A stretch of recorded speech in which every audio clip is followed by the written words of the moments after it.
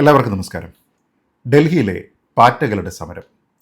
ഈ സമരവുമായി ബന്ധപ്പെട്ട് സോഷ്യൽ മീഡിയയിലടക്കം അല്ലെങ്കിൽ നമ്മുടെ മുഖ്യധാരാ മാധ്യമങ്ങളിലടക്കം രണ്ട് തരത്തിലുള്ള പക്ഷമുണ്ട്. അതിലൊന്ന് കേന്ദ്ര സർക്കാരിനെ പിന്തുണയ്ക്കുന്ന ആൾക്കാരാണ്, അത് കൂടുതൽ സോഷ്യൽ മീഡിയയിലാണ്. രണ്ടാമത്തേത് CJPയുടെ പ്രതിഷേധത്തിനെ പിന്തുണയ്ക്കുന്ന ആൾക്കാരാണ്.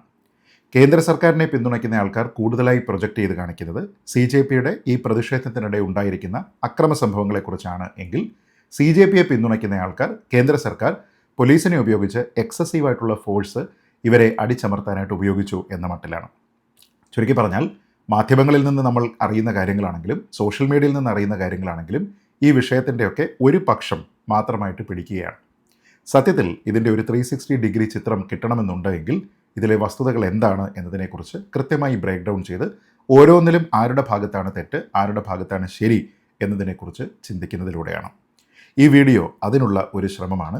സത്യത്തിൽ CJPയുടെ ഈ പ്രതിഷേധത്തിൽ ഉയർത്തിയിരിക്കുന്ന കാര്യങ്ങൾ എത്രത്തോളം വാസ്തവമാണ്, എത്രത്തോളം ശരിയാക്കേണ്ടതാണ്, കേന്ദ്ര സർക്കാരിൻ്റെ സമീപനത്തിനെ എങ്ങനെയാണ് കാണേണ്ടത്, ഇപ്പോൾ നടന്നിരിക്കുന്ന പ്രതിഷേധത്തിനെ എങ്ങനെയാണ് കാണേണ്ടത്, ആ പ്രതിഷേധത്തിനെ അടിച്ചമർത്താനായി ക്രൂരമായ ബ്രൂട്ടലായിട്ടുള്ള ഫോഴ്സ് കേന്ദ്ര സർക്കാർ ഉപയോഗിക്കുന്നുണ്ടോ, CJP ഇങ്ങനെയാണോ പ്രതികരിക്കേണ്ടത് തുടങ്ങി നിരവധിയായിട്ടുള്ള കാര്യങ്ങളുണ്ട്. ഇപ്പോൾ ഈ പ്രതിഷേധ പ്രകടനങ്ങളുമായി ബന്ധപ്പെട്ട് വിദേശങ്ങളിലൊക്കെ തന്നെ അവിടുത്തെ സർക്കാരുകൾക്കെതിരെ യുവാക്കൾ നടത്തിയ സമരത്തിന് സമാനമായിട്ടുള്ള ദേശവിരുദ്ധ സമരമാണ് എന്ന രീതിയിലേക്കുള്ള ആരോപണങ്ങളെല്ലാം തന്നെ ഇപ്പോൾ ഉണ്ടായിട്ടുണ്ട്. ഒപ്പം CJP ഇവരുടെ പ്രധാനപ്പെട്ട ആവശ്യങ്ങളായിട്ട് ഉന്നയിക്കുന്ന കാര്യങ്ങളെല്ലാം തന്നെ വാസ്തവമാണോ എന്നുള്ള ഒരു റിയാലിറ്റി ചെക്ക് കൂടിയുണ്ട്. എന്തായാലും ഇത് ഓരോന്നും പരിശോധിക്കുകയാണ് ഈ വീഡിയോയിൽ നോക്കാം. നമ്മളിതിൽ ആദ്യം തന്നെ ഈ വിഷയത്തിന് കാരണമായിരിക്കുന്ന സംഭവത്തിനെക്കുറിച്ചാണ് ചിന്തിക്കേണ്ടത്. മത്സര പരീക്ഷകളിൽ ആവർത്തിച്ചുണ്ടാകുന്ന ചോദ്യപേപ്പർ ചോർച്ച എന്നത് രാജ്യത്തിനെ സംബന്ധിച്ചിടത്തോളം ഏറ്റവും പ്രധാനപ്പെട്ട ഒരു കൺസേൺ ആണ്. നമ്മുടെ നാട്ടിലുള്ള കോമ്പറ്റേറ്റീവ് എക്സാമുകളുടെ വിശ്വാസ്യതയുമായി ബന്ധപ്പെട്ട് ഈ വിദ്യാർത്ഥികളുടെ ഇടയിൽ വലിയ ആശങ്കകളാണ് അതുണ്ടാക്കിയിരിക്കുന്നത്. അതുകൊണ്ട് തന്നെ ഒരു തവണ ഒരു ഇൻസിഡൻറ്റ് ഉണ്ടാകുന്നത് പോലെയല്ല പലതരത്തിലുള്ള എക്സാമുകളിൽ ആവർത്തിച്ച് ഇത്തരത്തിലുള്ള ചോദ്യപേപ്പർ ചോർച്ച ഉണ്ടാകുന്നത്. അതിനെ കൃത്യമായി പ്ലഗ് ചെയ്യുന്നതിന് വേണ്ടി എന്ത് തരത്തിലുള്ള മാർഗ്ഗമാണ് കേന്ദ്ര സർക്കാർ സ്വീകരിച്ചത്, എന്തുകൊണ്ടാണ് ഒന്നാമത്തെ തവണ കഴിഞ്ഞിട്ട് തുടർച്ചയായിട്ട് അത് വീണ്ടും ആവർത്തിക്കുന്നത് തുടങ്ങിയ കാര്യങ്ങളുമായി ബന്ധപ്പെട്ട് അക്കൗണ്ടബിലിറ്റി മന്ത്രി തലത്തിൽ തന്നെ ഉണ്ടാകേണ്ടതാണ്. അതിൻ്റെ പൂർണ്ണമായിട്ടുള്ള ഉത്തരവാദി ശ്രീ ധർമ്മേന്ദ്ര പ്രധാനാണ് എന്ന കാര്യത്തിൽ ഒരു തർക്കവുമില്ല. സത്യത്തിൽ അതുകൊണ്ട് തന്നെ അതിനെ തിരിച്ചറിഞ്ഞതിന് ശേഷം കേന്ദ്ര സർക്കാർ ചെയ്യേണ്ടിയിരുന്നത് അവർക്കിനി അഥവാ ധർമ്മേന്ദ്ര പ്രധാനെ പുറത്താക്കുന്നതിൽ എന്തെങ്കിലും ദുരഭിമാനം ഉണ്ടായിരുന്നുവെങ്കിൽ ഒരു ക്യാബിനറ്റ് റീഷഫിളിലൂടെ അദ്ദേഹത്തിന് മറ്റേതെങ്കിലും ഒരു വകുപ്പ് കൊടുക്കുകയും കുറച്ചുകൂടി കേപ്പബിളായിട്ടുള്ള പ്രൂവണായിട്ടുള്ള ഒരാളിനെ ഈ ഒരു മന്ത്രാലയം ഏൽപ്പിക്കുകയുമായിരുന്നു. പക്ഷേ BJP എന്തോ അത് ചെയ്തില്ല. അതുകൊണ്ട് തന്നെ അദ്ദേഹത്തിനെ സംരക്ഷിക്കുന്നതിന് വേണ്ടി BJP ശ്രമിച്ചു എന്ന തരത്തിലുള്ള ഒരു ഇംപ്രഷനാണ് എല്ലാ ആൾക്കാരിലും ഉണ്ടായിരിക്കുന്നത്.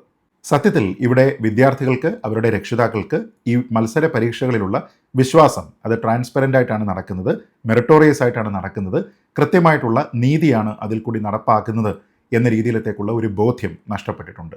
അത് റെസ്റ്റോർ ചെയ്യുന്നതിന് വേണ്ടി ധർമ്മേന്ദ്ര പ്രധാൻ അവിടെ തുടർന്നാൽ അത് ഒരു വിഘാതമായിരിക്കും എന്നുള്ളതാണ് BJP മനസ്സിലാക്കേണ്ടത്.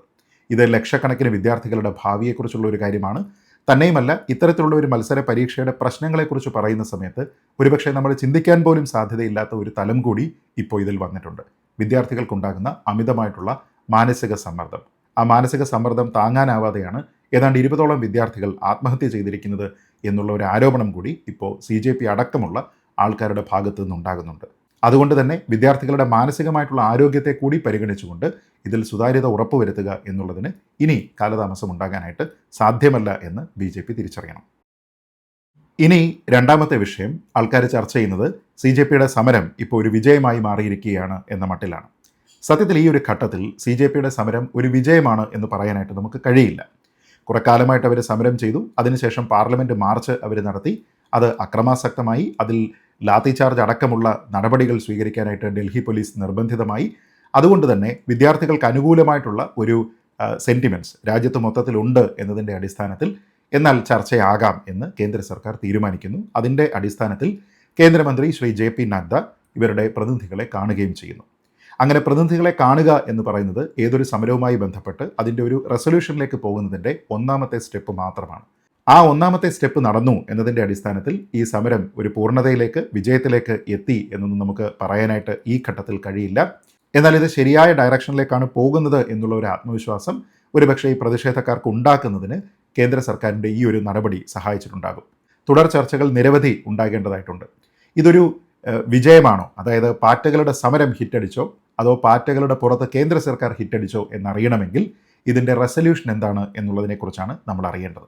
ഏത് പോയിന്റിലാണ് സർക്കാർ വഴങ്ങുക, ഏത് പോയിന്റിലാണ് CJP വഴങ്ങുക, എന്ത് കോമൺ പ്രോഗ്രാമിലാണ് ഈ രണ്ടാൾക്കാരും കുറച്ച് വിട്ടുവീഴ്ചകൾ ചെയ്ത് ഇതാണ് നമ്മൾ നടപ്പാക്കാനായിട്ട് പോകുന്നത്, എല്ലാവർക്കും ഇതിലൊരു കൺസെൻസസ് ഉണ്ട്, എല്ലാവരും ഇതിൽ എഗ്രി ചെയ്യുന്നു എന്ന മട്ടിലേക്ക് എത്തിച്ചേരുക എന്നുള്ള ആ ഒരു പോയിന്റാണ് നമ്മൾ അറിയേണ്ടത്. അവിടെ ആർക്കാണ് അപ്പർ ഹാൻഡ് കിട്ടുന്നത് എന്നുള്ളതും നമ്മൾ അറിയണം. അതായത് CJP ഇപ്പോൾ കുറേ ആവശ്യങ്ങൾ ഉയർത്തുന്നുണ്ട്, ആ ആവശ്യങ്ങളിൽ എത്ര കണ്ട് വഴങ്ങാനായിട്ട് BJP സാധ്യതയുണ്ട് തുടങ്ങിയ കാര്യങ്ങളാണ് ഇനി നമ്മൾ അറിയേണ്ടത്. ഇനി മൂന്നാമത്തെ കാര്യം, ഈ കഴിഞ്ഞ ദിവസം നടന്നിരിക്കുന്ന പ്രതിഷേധം. നമുക്കറിയാം, ഡൽഹിയിൽ ഒരു ഡെസിഗ്നേറ്റഡ് പ്രൊട്ടസ്റ്റ് സൈറ്റ് ഉണ്ട്, സുപ്രീം കോടതി വരെ അംഗീകരിച്ചിരിക്കുന്ന ജന്തർ മന്ദർ. നമുക്ക് എന്തെങ്കിലും തരത്തിലുള്ള ഒരു പ്രതിഷേധ പരിപാടി നടത്തണമെന്നുണ്ടെങ്കിൽ ഡൽഹിയിൽ അതിനുവേണ്ടി അലോക്കേറ്റ് ചെയ്തിരിക്കുന്ന സ്ഥലമാണിത്. അതിന് മുൻകൂറായിട്ടുള്ള അനുമതി വാങ്ങുക, അവിടെ ചെല്ലുക, സമാധാനപരമായിട്ട് പ്രതിഷേധിക്കുക. അതിനുള്ള പൂർണ്ണമായിട്ടുള്ള അവകാശം ആൾക്കാർക്ക് ഡൽഹി പോലീസ് അതിന് വേണ്ടുന്ന സൗകര്യങ്ങളടക്കം അവർ ചെയ്തു കൊടുക്കുന്നതാണ്. CJPയും സമാനമായ രീതിയിലാണ് നാളിതുവരെ അവിടുത്തെ പ്രതിഷേധം നടത്തിക്കൊണ്ടുവന്നത്. എന്നാൽ ഒരു ഘട്ടം കഴിഞ്ഞപ്പോൾ അവരതിനെ നിരാഹാര സമരത്തിലേക്ക് മാറ്റുന്നു. അത് അനിശ്ചിതകാല നിരാഹാരമാകുന്നു. പിന്നീട് അത് റിലേ നിരാഹാരം എന്ന രീതിയിലേക്ക് മാറുന്നു. അതിനുശേഷം അവർ ഈ 20-ാം തീയതി പാർലമെൻറ്റ് മാർച്ച് എന്നൊരാശയം മുന്നോട്ട് വയ്ക്കുന്നു. ഡൽഹി പോലീസിൻ്റെ എല്ലാ നിയന്ത്രണ ഓർഡറുകളെയും മറികടന്നുകൊണ്ട് അവർ പാർലമെൻറ്റിലേക്ക് മാർച്ച് നടത്തുന്നു. ഇവിടെ ഏറ്റവും പ്രധാനമായിട്ട് ശ്രദ്ധിക്കേണ്ടത്, ഡൽഹി ഇന്ത്യയുടെ ക്യാപിറ്റൽ ടെറിട്ടറിയാണ്. അവിടെ പ്രത്യേകമായിട്ട് നിയന്ത്രണങ്ങൾ എല്ലാ സമയത്തുമുണ്ട്. അതുകൂടാതെ ഇപ്പോൾ പാർലമെൻറ്റ് സെഷനിലുമാണ്. അതുകൊണ്ട് തന്നെ അഡീഷണൽ ആയിട്ടുള്ള നിയന്ത്രണങ്ങളുണ്ട്.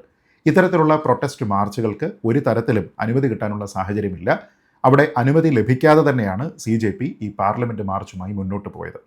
അപ്പോൾ അതുകൊണ്ട് തന്നെ നിയമവിരുദ്ധമായിട്ടുള്ള ഒരു പ്രവൃത്തിയാണ് അവർ ചെയ്യുന്നത് എന്നതിനെക്കുറിച്ച് അവർക്ക് കൃത്യമായിട്ടുള്ള ബോധ്യമുണ്ടാകും. അതിനുശേഷം നിയമവിരുദ്ധമായിട്ടുള്ള ഈ പ്രവൃത്തിയിൽ തന്നെ അവരുടെ ഭാഗത്തു നിന്ന് അക്രമമുണ്ടായി എന്നുള്ളതാണ് ഏറ്റവും ദൗർഭാഗ്യകരമായിട്ടുള്ള കാര്യം. കാരണം അവിടെ പോലീസിനെതിരെ കല്ലേറുണ്ടായി. അതിൻ്റെ ദൃശ്യങ്ങളെല്ലാം തന്നെ നമ്മൾ കണ്ടതാണ്. പോലീസ് തടയാനായിട്ട് വെച്ചിരുന്ന ബാരിക്കേഡുകൾ ഇവർ തള്ളിമറിച്ചിരുന്നു.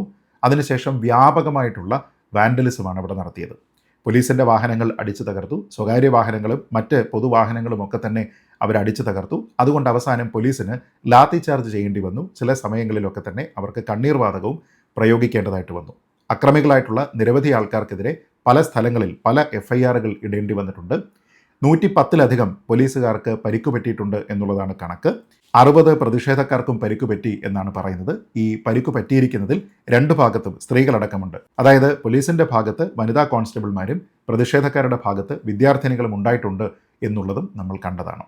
അപ്പോൾ ഇവിടുത്തെ പ്രധാനപ്പെട്ട പ്രശ്നം, വിദ്യാർത്ഥികൾ ഉത്തരവാദിത്തത്തോടുകൂടി കേന്ദ്ര സർക്കാരിൽ നിന്ന് കൂടുതൽ അക്കൗണ്ടബിലിറ്റി ഡിമാൻഡ് ചെയ്യുന്ന വിദ്യാർത്ഥികൾ എന്തിനാണ് പൊതുമുതൽ നശിപ്പിക്കുന്നതിന് വേണ്ടി ഇങ്ങനെ പോയത് എന്നുള്ളതാണ്.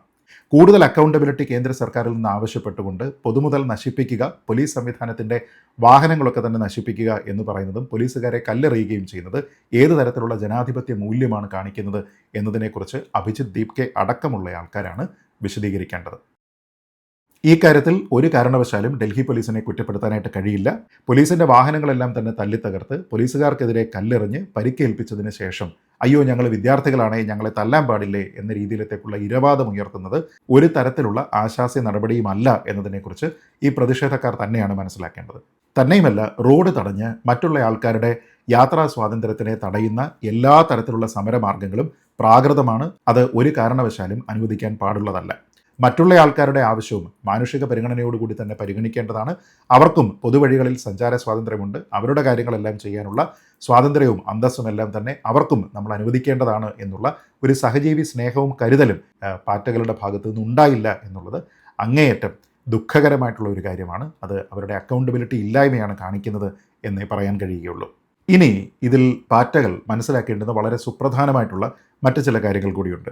കേന്ദ്ര സർക്കാരിനോട് തുടർ ചർച്ചകൾക്കുള്ള ഒരു അവസരം അവർക്ക് കൈവന്നിരിക്കുന്ന സമയത്ത് കേവലം രാഷ്ട്രീയമായിട്ടുള്ള ഡിമാൻഡുകൾ മാത്രമല്ല അവർ മുന്നോട്ട് വയ്ക്കേണ്ടത്. സത്യത്തിൽ ഇപ്പോൾ CJP മുന്നോട്ട് വയ്ക്കുന്ന ആവശ്യങ്ങളൊക്കെ കേവലം രാഷ്ട്രീയം മാത്രമാണ്. അതല്ല എങ്കിൽ മാനുഷിക പരിഗണനയിലുള്ള ചില ആവശ്യങ്ങൾ മാത്രമാണ്. അല്ലാതെ അതിനപ്പുറത്തേക്ക് ഈ പ്രശ്നത്തിനുള്ള വിദ്യാർത്ഥികളുടെ ഭാഗത്തു നിന്നുള്ള ഒരു റെസൊല്യൂഷൻ മുന്നോട്ട് വയ്ക്കുന്നതിന് വേണ്ടി അവർക്ക് സാധിക്കുന്നില്ല എന്നുള്ളത് അവരുടെ ഒരു പോരായ്മയാണ്. അതായത് അവർ മുന്നോട്ട് വയ്ക്കുന്ന പ്രധാനപ്പെട്ട 3 ആവശ്യങ്ങളാണ് ഇപ്പോഴുള്ളത്. അതിലൊന്ന് ധർമ്മേന്ദ്ര പ്രധാൻ്റെ രാജിയാണ്. അത് രാഷ്ട്രീയമായിട്ടുള്ള ഒരു ആവശ്യം മാത്രമാണ്. കോൺഗ്രസിനോ മറ്റേതെങ്കിലും ഒരു പാർട്ടിക്കോ ആ ഒരു വാദം ഉന്നയിക്കാവുന്നതാണ്. രണ്ടാമത് 20ഓളം ആൾക്കാർ ആത്മഹത്യ ചെയ്യേണ്ടി വന്നിട്ടുണ്ട്. അവരുടെ കുടുംബങ്ങൾക്ക് 1 കോടി രൂപ വീതം നഷ്ടപരിഹാരം നൽകണം എന്നുള്ളതാണ്. അത് ഒരു ഹ്യൂമാനിറ്റേറിയൻ കൺസിഡറേഷനിൽ സർക്കാരിനോട് അവർ റിക്വസ്റ്റ് ചെയ്യുന്നതാണ്. മൂന്നാമത്തേത് സോനം വാങ്ചുക്കിനെ സ്വതന്ത്രനായി വിടണം, അദ്ദേഹത്തിന് സ്വന്തമായിട്ടുള്ള ചികിത്സാ രീതികളൊക്കെ തന്നെ സ്വീകരിക്കുന്നതിന് വേണ്ടി അദ്ദേഹത്തിനെ മോചിപ്പിക്കണം എന്ന മട്ടിലുള്ള ഒരു ആവശ്യമാണ്. സത്യത്തിൽ ഒരു മെറിറ്റുമില്ലാത്ത ഒരു വാദമാണിത്. അദ്ദേഹത്തിൻ്റെ ജീവൻ അപകടത്തിലാകാനുള്ള സാധ്യതയുണ്ട് എന്ന മട്ടിലുള്ള ഒരു പെറ്റീഷൻ ഡൽഹി ഹൈക്കോടതിയിൽ വന്നിരുന്നു. അതിൽ ഒരു റിസ്ക്കും എടുക്കാൻ താല്പര്യമില്ലാത്തത് കൊണ്ട് തന്നെയാണ് ഡൽഹി പോലീസ് അദ്ദേഹത്തിനെ നിർബന്ധമായി സഫ്ദർജംഗ് ആശുപത്രിയിലേക്ക് മാറ്റിയിരിക്കുന്നത്. ഡൽഹി പോലീസ് എടുത്തിരിക്കുന്ന നടപടി ശരിയാണ് എന്നുള്ള അഭിപ്രായമാണ് കോടതി അവിടെ പറഞ്ഞിരിക്കുന്നത്. ഫോഴ്സ് ഫീഡ് ചെയ്യാനാണ് ശ്രമിക്കുന്നില്ല, അദ്ദേഹത്തിനെ അറസ്റ്റ് ചെയ്തിട്ടില്ല, ഡിറ്റൻഷനിലല്ല, അദ്ദേഹം സ്വതന്ത്രനാണ്, എപ്പോൾ വേണമെങ്കിലും സ്വന്തം താല്പര്യത്തിൽ അദ്ദേഹത്തിന് മറ്റൊരു സ്ഥലത്ത് ചികിത്സ തേടാം എന്ന് തന്നെയാണ് അവിടെ ഡൽഹി പോലീസും കോടതിയും പറഞ്ഞിരിക്കുന്നത്. എന്നിട്ടും ഇങ്ങനെയുള്ള ഒരു ഡിമാൻഡ് കേന്ദ്ര സർക്കാരിനോട് പറയുന്നത് വെറുതെ ഒരു ഓപ്റ്റിക്സിന് വേണ്ടിയിട്ടാണ്. അങ്ങനെ രാഷ്ട്രീയ ലക്ഷ്യങ്ങളുടെ പൂർത്തീകരണത്തിന് വേണ്ടി ഈ ഒരു നല്ല അവസരത്തിനെ CJP ഉപയോഗിക്കാതിരിക്കുക എന്നുള്ളതാണ് പ്രധാനം.